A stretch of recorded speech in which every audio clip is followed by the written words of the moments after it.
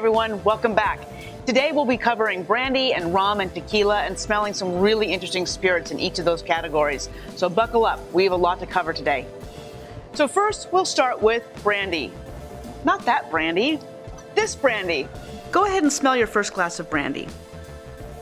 Brandy, like whiskey, is made traditionally by aging it in oak barrels. The difference is that brandy is made from fruit or distilled wine. The most famous brandy is Cognac, which comes from the region of Cognac in France. Armagnac is a similar spirit from a different area of the country. All other brandies are simply called brandy. The term brandy is really broad. Lots of different fruits can be used, not just grapes. Grappa is actually a brandy that's made from grape skins that are left over after pressing the wine from them. It's traditional in Italy. Eau de vie is a name used for many kinds of fruit brandies, like Poire Williams or Kirsch, made from cherries. Calvados is a unique brandy from France that's made from apples. So you can see here on this map where the region of Cognac is. It's right above Bordeaux. Now, I want you to smell your glass of Hennessy. That's what really great classic Cognac smells like. This is made from 3 different grapes, Fol Blanche, Uni Blanc, and Colombard. There are some unique aging terms that you'll see on brandies, especially on Cognac. You'll see VS, which means very special, and VSOP, which stands for very superior old pale. You'll also sometimes see XO, which stands for extra old. They're sort of strange terms, but what they refer to is how long that Cognac has been aged. So very special, VS, a little bit less, VSOP, a little bit more. Cognac happens to be the most expensive liquor in the world. It can sometimes go to extremes. Remy Martin's Louis XIII goes for $3,500 a bottle. The bottle alone, empty, is worth $500. Hennessy makes a cognac called Richard that's $5,000 a bottle. Now these typically have blends of cognacs that go back 100 years, so they're quite special. So now that you're familiar with spirits made from grains and fruits, can you think of other things that could be used to make liquor? If you said sugar, you're right, and that brings us to our next spirit, rum. We all know that sugar is critical to creating fermentation, and in the case of rum, it's actually made from sugar. The first rums were created in Latin America and the Caribbean, where sugar is grown. Sugar cane is pressed to get the juice, which is then refined to make sugar crystals. Molasses is the byproduct, and it is a super thick, strong flavored syrup. By fermenting and distilling this molasses, rum is produced.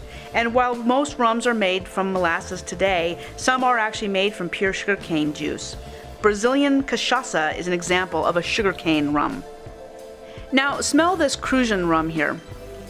This is a really unique rum as it's been aged for a very short time in barrels to make it smooth and then is redistilled to keep it super clear, so it's still considered like a white rum. Rum is one of the most fascinating spirits in terms of its stories. Sugarcane was farmed with the use of slaves brought over from Africa. The sugar was sold to New England and to Europe, and the byproduct of sugar production was rum. Rum was then used to purchase more slaves, who made more sugar, which made more rum to buy more slaves. It's a triangular trade that's really horrific.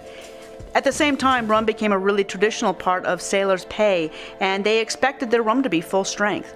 Ship captains would often water down the rum to make it stretch further. To counter this, sailors would pour a few drops of rum over the gunpowder and light it on fire. If it would not ignite, then the rum was too watered down. It was proof that the rum was strong if it actually ignited. And this is where the term proof comes from today when we talk about alcoholic strength in liquor. These sailors long suffered from scurvy, which comes from a lack of vitamin C. It became tradition for them to blend the rum with lime juice to prevent this. Lime, of course, is quite sour on its own, so sugar was often added. This combination of booze and citrus and sugar, called grog back then, is the foundation today of nearly all cocktails that we drink. Think about margaritas, daiquiris, mojitos, and so many more cocktails. Diving into the lore and history of these different spirits can be really fascinating and delightful. There are many different styles of rum. There's, of course, silver rum, which is a pretty classic style of rum. It's really light and crisp and clean. The Cruzan that we have here is a pretty classic silver rum. Then you start to see golden rums, which have undergone a little bit of aging in oak barrels.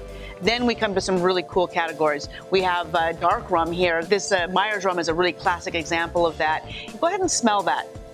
Now, notice how it has a lot of sweetness to it. That's because it's actually been colored and sweetened with molasses. Then we go on to our spiced rum, and Captain Morgan, certainly a classic spiced rum. Smell that one. all those really great spices are pretty cool. Now, don't forget that the islands that a lot of these rums come from are right on the trade route. And so you'd have lots of spices passing through them and being used in these spirits. It was also a really great way to mask the flavor of some pretty rough rum back in the day.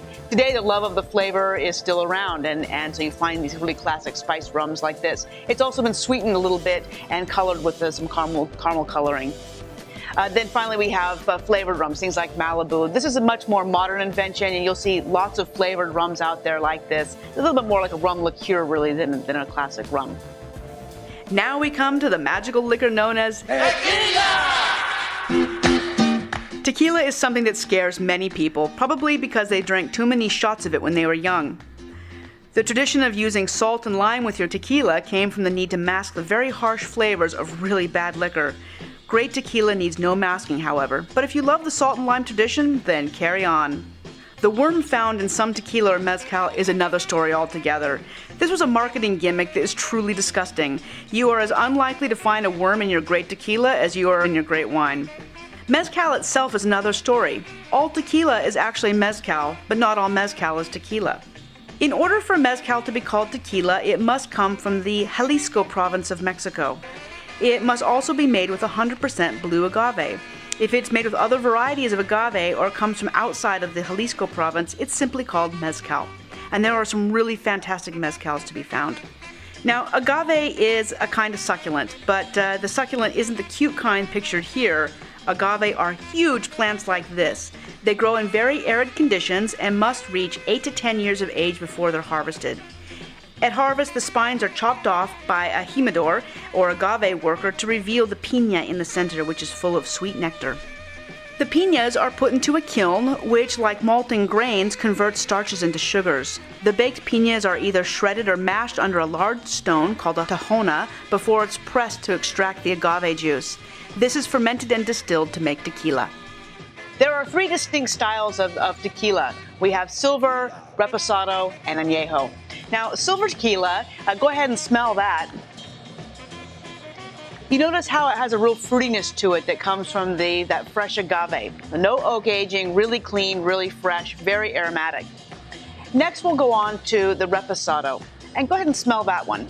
You'll notice that it's a little bit softer in its aromatic profile, and that's because it's been rested in oak barrels. Reposado actually means rested. This one's really cool too. Cazadores is the name of the people who do the farming of the agave plants, and you'll actually see on the bottle a picture of that big agave cactus. Finally, we will go on to the Casa Noble Añejo tequila. Añejo means aged, and this tequila has been resting in oak barrels for at least 12 months. And so now when you smell that, go ahead and smell it. You'll notice that it has a very caramely sweet aroma to it that's been given to it from the oak aging. So side by side, all of these are very different. Now, when it comes to a tequila like this, you probably don't want to put this in a margarita. You certainly can if you like that flavor, but this is a special tequila that really demands to be drank all by itself. So put that in a glass with a little bit of ice, sip it slowly. No need for lime or salt with this one. It is just delicious all by itself. Tequila. Now, let's review what we've learned so far. Every spirit has a different base, and each distillate can become something different with oak aging. Grains fermented become beer, distilled they are vodka, and barrel aged they're whiskey. Fruit, when fermented, becomes wine, distilled wine is called eau de vie, and when barrel aged it becomes brandy. Sugar, when it's fermented, isn't a beverage per se, it's just fermented molasses. Distilled it becomes white rum, and aged it becomes golden or dark rum. Agave, when it's fermented, becomes a beverage that's called pulque. You don't really see it much outside of Mexico, but what you do see, of course, is tequila, which is silver when it's clear, and reposado or añejo when it's aged. I find all 3 of these categories of spirits to be really fascinating. Now, brandy and rum and tequila, really interesting stories behind all of them, and I hope that you found some stories that you can share with your guests. In the meantime, I'm going to go make a margarita with some of this.